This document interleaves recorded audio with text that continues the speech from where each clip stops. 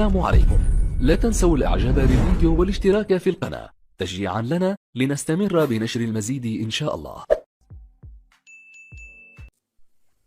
إخواني أخواتي، أهلا ومرحبا بكم في لقاء جديد. كشف الناخب الوطني وليد القراقي عن طبيعة إصابة ومدة غياب حارس فريق الوداد الرياضي أحمد رضا التقنوتي بعد الإصابة التي تعرض لها خلال الحصة التدريبية التي أجراها الأسود مساء يوم الخميس. وأكد المدرب أن غياب التقنوتي تزاوجت 6 أسابيع، وأنه يتأسف لغيابه بعد الإصابة في التدريب. وقال القراقي في ندوة صحفية قبل مواجهة المنتخب البرازيلي: للأسف رضا أصيب في التدريب وخضع لفحوصات التي أكدت غيابه عن الملاعب 6 أسابيع وربما أكثر. وأضاف: نتأسف لغيابه عنا وهو عنصر مهم داخل المجموعة، وسيواجه المنتخب الوطني نظيره البرازيلي يوم السبت على أرضية ملعب بن بطوطة بطنجة على الساعة 10 مساء.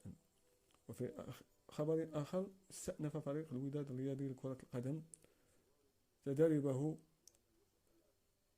منذ الخميس الماضي بحصص مسائية استعدادا للمباراة التي ستجمعه مع شبيبة القبائل الجزائري في الفاتح أبريل برسم الجولة السادسة من دوري أبطال إفريقيا.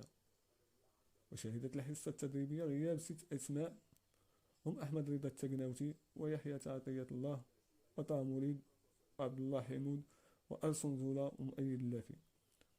وكما سجلت الحصة التدريب عودة كل من الجزائري بن عيادة ورضا الجدي وزير المترجي وحميد أحمداد، فيما يخضع أمين فرحان لعلاج خفيف مع المعد البدني في الصالة لمدة 3 أيام قبل أن يلتحق بالمجموعة.